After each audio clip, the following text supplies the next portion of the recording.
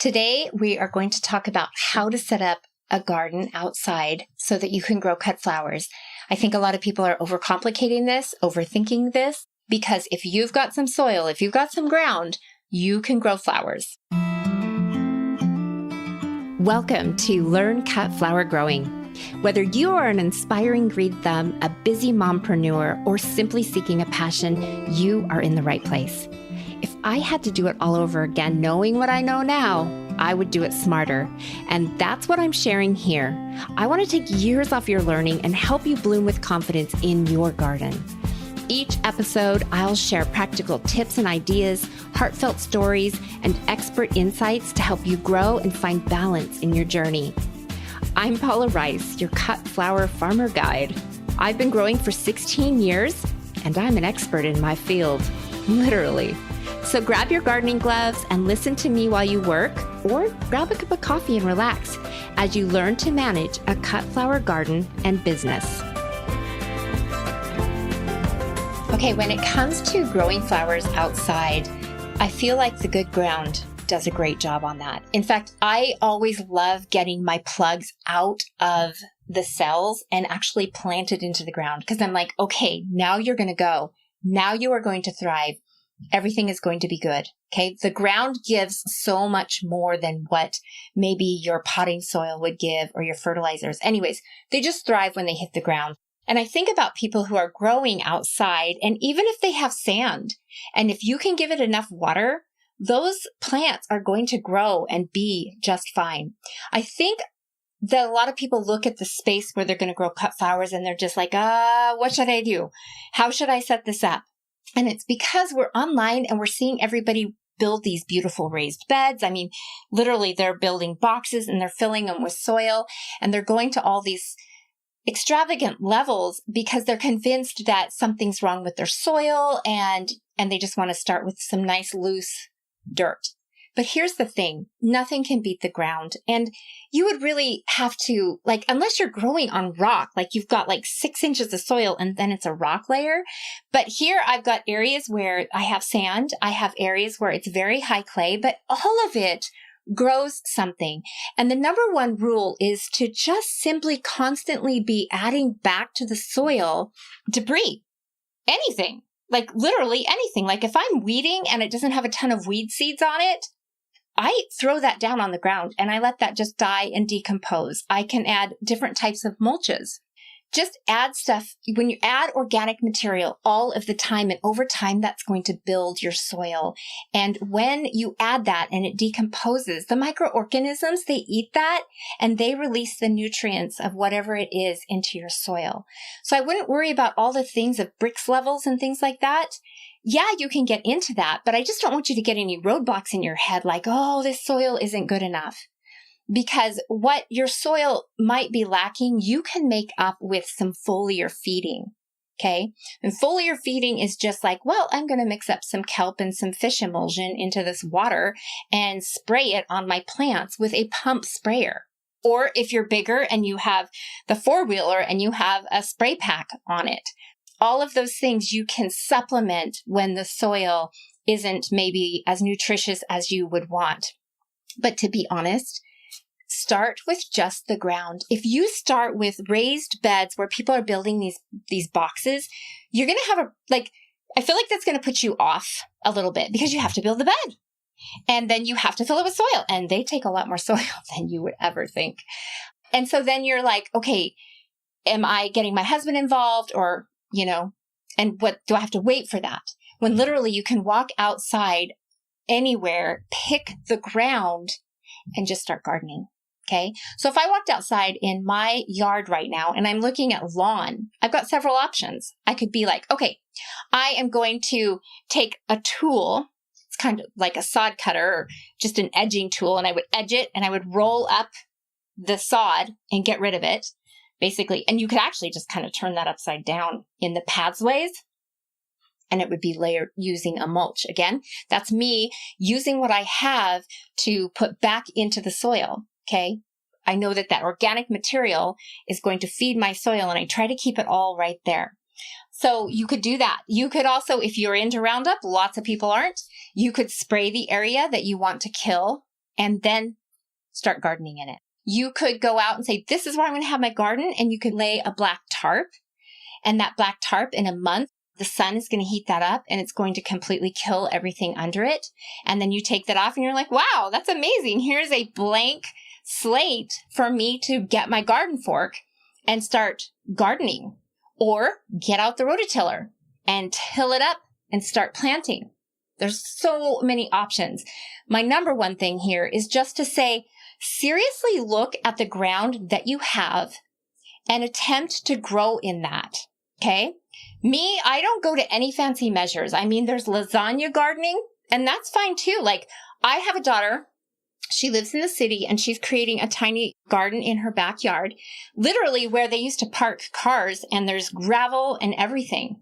And she's just going to dump soil on them. She's going to start layering any leaves and stuff that she comes across and layering it on there. And she's just going to start planting into that. Okay. And in time, that is going to break up. Like, she'll have to get in there and fork it up, but because she's bringing in soil to lay on top, she'll just start planting in that. And in time, the worms are going to come up from the bottom, and they're going to do all that work to loosen up that soil. Because maybe if you have a lot of rocks or a lot of gravel, it's going to take time for that to get friable and workable really, really well. But she's just going to start. Okay, that's what she has. I have another daughter, and she has a very rocky place. And she's like, oh, I just want to bring in soil and kind of dig it down, put the soil in, get the rocks out. But rocks kind of constantly are moving their way up. And so to me, I would just go out there and start gardening. And when a rock popped up, I would just put it off to the side and maybe build a rock wall somewhere.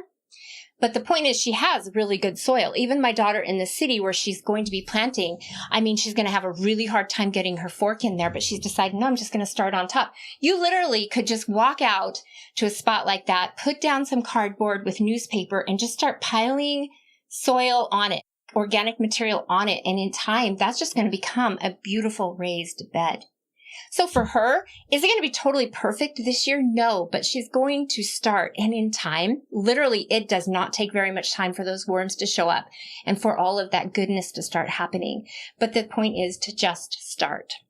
If I was walking out to my lawn, and I've done this where I just laid down a bunch of cardboard or newspaper, and then I just pile on tons of rotten hay, anything I can get.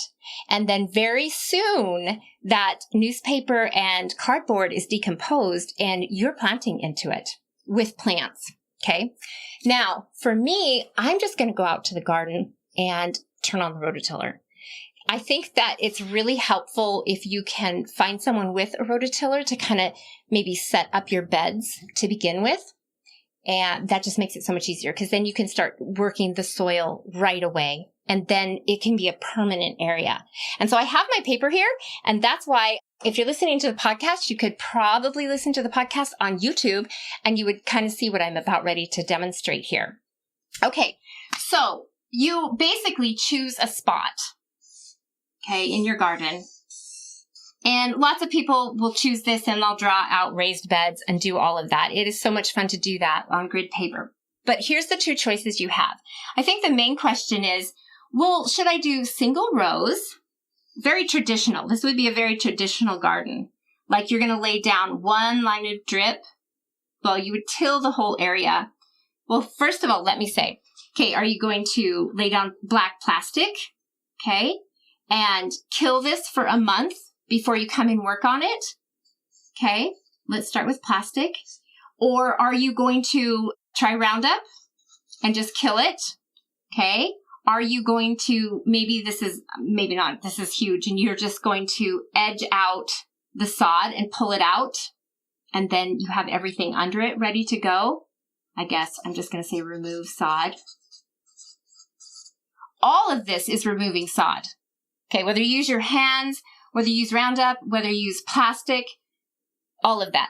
You literally, if this is just lawn or a field, if this was a field of quackgrass, I would say you have a problem. Like you need to kill that for an entire season before you come and work in that. In fact, I would up that ante.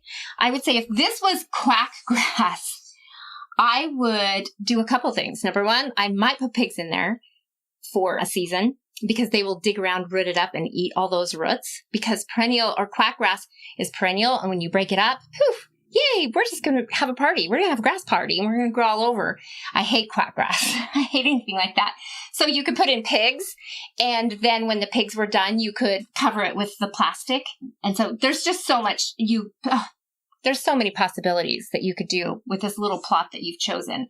But the point is to remove the sod. And if you have perennial grasses, be removing them. If you can't get pigs, then you're going to cover it with black plastic for an entire season to get rid of it. So if you're thinking about growing cut flowers and that's kind of the spot you're thinking of and you're not willing to use Roundup or any herbicides of any sort, then start there.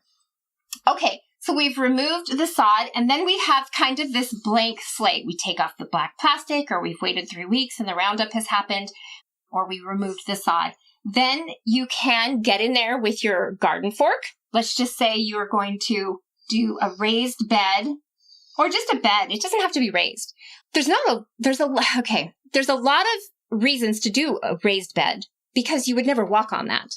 Okay. But there's a lot of problems with it too, because actually by the time you're weeding and you're working through the season, that raised bed kind of just disintegrates. Okay. And then the next season you come through and you build it up again. And that's all fine and dandy. It actually is great, especially if you're doing vegetables with root crops. But for flower farming, there's nothing wrong with this being flat. Okay. If you're going to go through with your garden fork and just kind of like loosen that soil up, you could come in with a rototiller. You could come with a rototiller and say, okay, I want a nice raised bed here. So you rototill this little spot here, okay? And maybe you don't do it in the aisles because you'll just hoe the aisles. If you don't want to hoe the aisles, then you are going to lay leaves or mulch of some sort or plastic mulch of some sort. But you could till that. You don't have a rototiller? That's fine. Just get out your garden fork. Lots of people are buying those broad forks. I don't have one. I've never had one. I just use my garden fork because the garden fork works fine. Maybe one day I'll get that thing. That would be great. And then you're just going to loosen that soil, turn it over, and just kind of work your way across the bed. And that's not a bad way to go. Like today, I'm going to go out and I'm just going to fork up this one nice little raised bed, this one little area. It doesn't have to be raised bed. It can just be on the ground. If you have drainage issues, like you have an area that is going to have lots of water, standing water, then absolutely go with the raised bed. But if you are just planting in the ground in that one area and you're not stepping on it, it's kind of the same thing. The worms are going to come. It's going to be great. And it's just going to get, the soil in that bed is just going to get deeper and deeper and deeper and more friable and friable as you go deep. As long as you're not walking on it a lot. Now, the weather does have a compacting quality to it because when rain hits it, it compacts it, the snow and things like that. But we just come in the spring and we kind of loosen that up. So that's the next thing. You can either rototill it and you can fork it to kind of make it. And then you would just use fork and a rake to kind of beat up your clods and make it nice and plant your bed. And so that kind of leads you to the next question. Okay, well, how do I want to set this up? Do I want to set up a more intensive planting in beds where you would have like 2, 3 or 4 rows in that bed? Now, I will say I definitely have done the raised beds. So I would have this raised bed and I would have 4 rows of flowers, 3 or 4 rows of flowers in it, depending upon how big the flowers get, the plants. But I also crowd things quite a bit because what I do know about the system is crowded plants send up much taller stems. And of course, you get more per square foot that way too. Okay, so this is one way to do it. And then I've had friends like plant grass in the aisle and just mow that. Okay, or you could simply lay a mulch in there, hay, leaves, a plastic, the landscape fabric. You could pin that down. I'm not a huge fan. Like as I build so much smaller, I'm beginning to think more of the landscape fabric because weeding can really be an issue. But overall, I just like the idea of kind of hoeing and not, because the the landscape fabric is a problem when the wind comes. Okay. That's what you need to know. You got to pin that down really, really well. And if there's any spot that the wind is getting under, it's flapping around. So even the holes themselves where you're planting the little baby plug into, that's going to catch wind. And then that's going to be moving up and down and kind of messing with your little baby plant. So what I do when we use plastic mulch with the plastic mulch layer is when I'm planting, I actually will take soil from the ground around me and throw it on top in between the plantings to hold that down so that it doesn't flap around when your plants are being planted. So that's all the dynamics of an intensive space planting where you're having them in a bed. And you'll do that if you have limited space. And yeah, you'll definitely probably do it if you have limited space. Now, if you have plenty of space, I don't mind the idea of a single row being planted. Okay. And then I will just plant plants along my drip. We're going to call that line my drip irrigation. And then I can hoe in the aisles if I want, and it makes it much easier for weeding.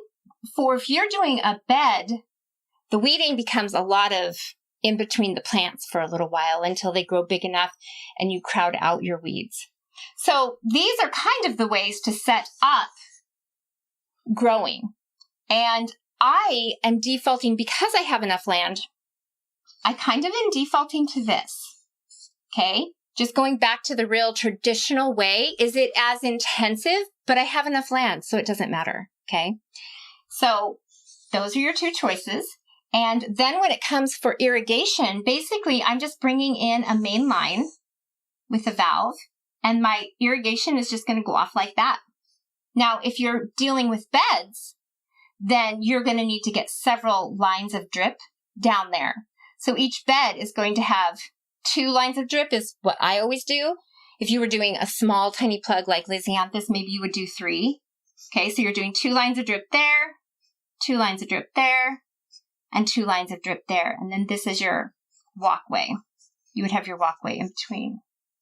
And how you set up your walkways is another really big consideration, and how long your beds are. Okay, if your beds are 200 feet long, it's really handy if you can make your aisles long enough to bring your cart down that your buckets are in so that you're not walking all the way out of that long bed. If it's a much shorter bed, 25 feet or something like that, then I would probably keep my aisles pretty narrow because it's just walking distance, walking space for that.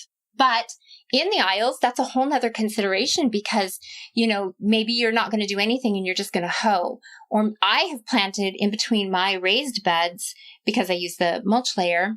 I would plant annual ryegrass, and that works really good. Man, that stuff grows so fast. You absolutely will be mowing 1 time a week, possibly a touch more.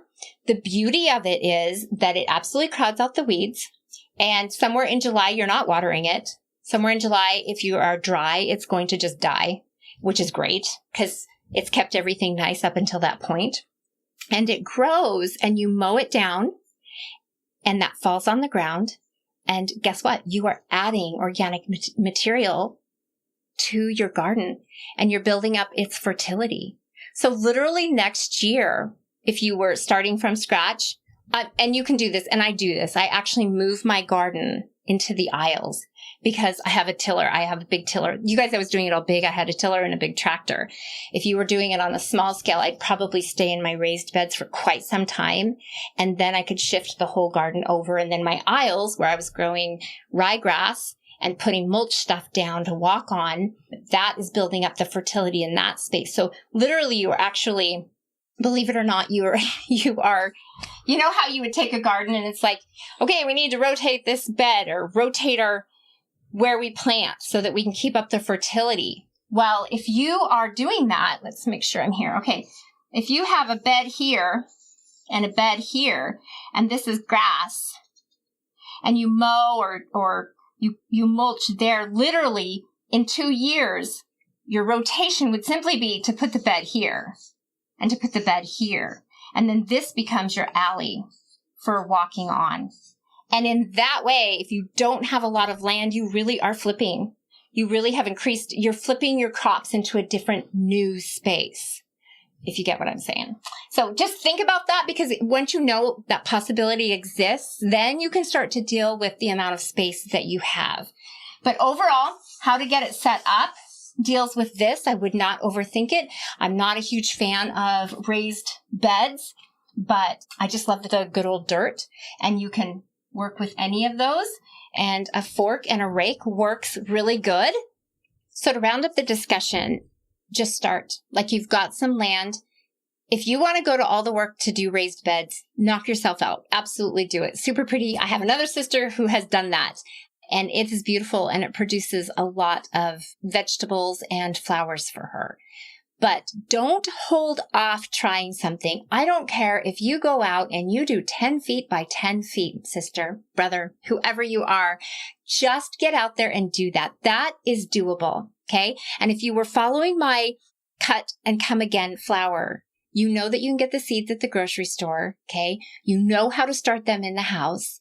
10 feet by 10 feet is a start, and you will learn so much, and you will be able to give beautiful flowers to your friends and family this season. Okay. So depending on how big you want to be, just start doing something. That's what I want to say. Just start doing something. You got that ground out there.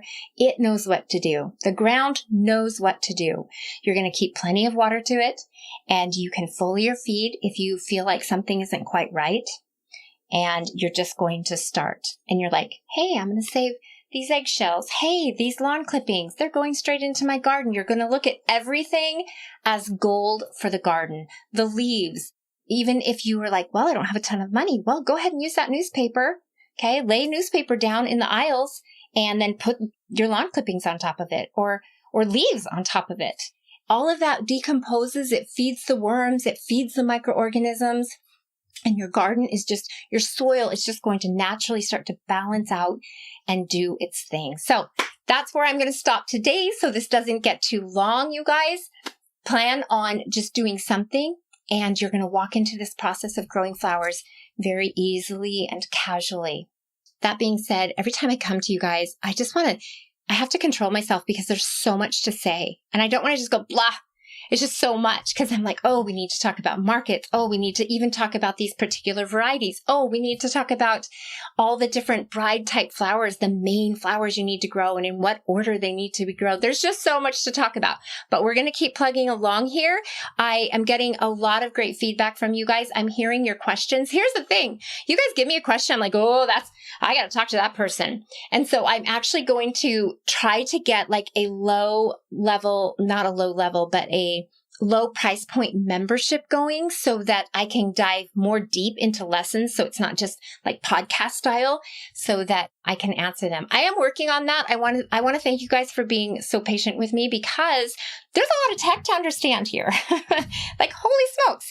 So once I get all of that figured out, I'll be able to answer your specific questions, but keep them coming. Keep them if you hit Instagram and put them in the DMs or say something to us, I have my team here kind of grabbing them so that I can answer them here on the podcast. And today's podcast was answering one of those questions of how do I set up my fields? And her concern was mostly with the irrigation. And you just have to pick, do I want to do raised beds and intensive growing, or do I want to do single rows because I have plenty of land? The sky's the limit, and your property will grow flowers. I do know that. Have a great week, you guys. We will see you next time. I sit here and I'm like, ooh, what should I talk about? I really want to talk about farmers markets, because I think a lot of you are going to have an opportunity to get into that space. And I'm going to do that. I'll talk about the farmers market next time and how I got kicked out of a farmer's market. Yeah. Oh. All right. God bless you all. Have a great week. If you go to the store, pick up some seeds. Let's just get going. Let's just do this.